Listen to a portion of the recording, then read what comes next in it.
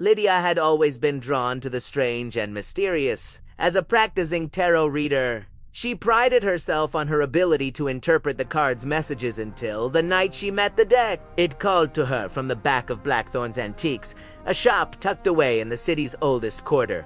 The moment she stepped inside, the air grew thick with the scent of aged paper and something darker burnt sage and iron, like old blood. The shopkeeper, a gaunt man with hollow eyes, watched her from behind the counter, his fingers steepled as if in prayer.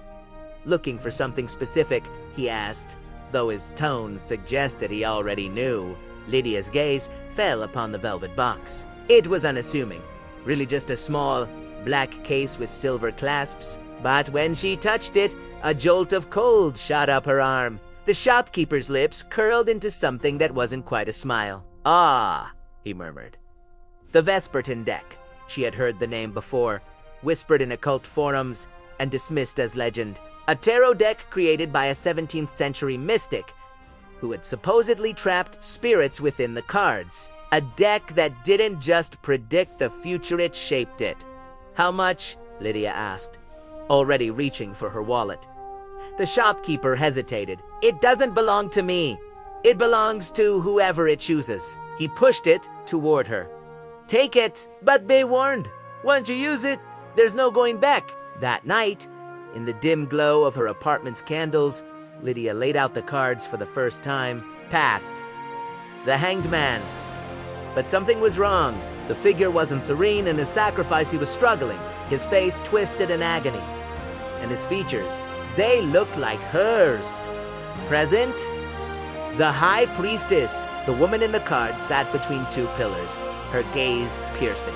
Then Lydia's breath caught the priestess's eyes moved, locking onto hers. The card's surface rippled like water, and for a moment, Lydia swore she heard a whisper. "You shouldn't have opened the box. Future death." Not the symbolic rebirth she was used to.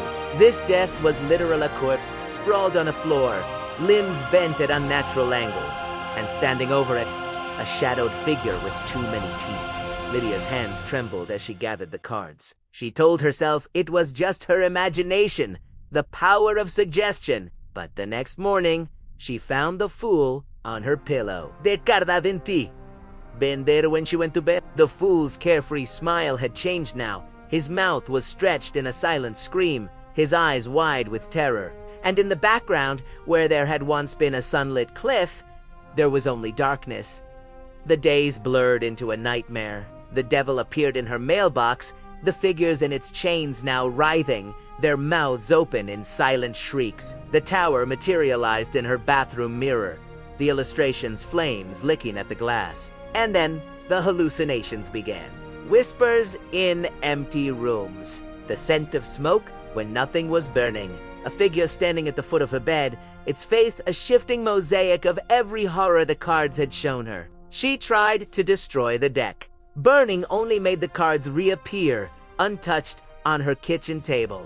Burying them resulted in the box waiting on her doorstep the next morning, the velvet damp with grave soil. On the 7th night, she woke to the sound of cards shuffling themselves downstairs.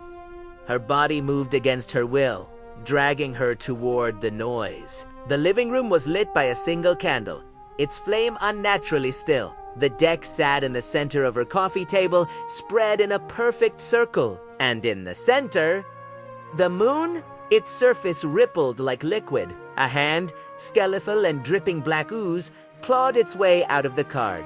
Lydia tried to scream, but her voice was gone. The thing pulled itself free, its form shifting between human and something else, its mouth a yawning void. "You drew the cards. Asterisk," it hissed. Asterisk. "Now you pay the price." When the police found her, the apartment was iced. The walls were covered in frantic scratches, not from nails, but from fingertips, as if someone had tried to claw their way out. Lydia's body lay in the center of the floor, her limbs twisted at impossible angles. Her face was frozen in a scream. The tarot deck sat neatly on the table, arranged in a single line. The Fool, the Tower, Death, and beneath them, a new card, one that hadn't been there before. The Void. An empty black card, its edges seeping dark liquid onto the wood. The detective in charge, a superstitious man, refused to touch it. He ordered the deck sealed as evidence, but by morning, it was gone. A week later, the deck appeared in another shop in another city.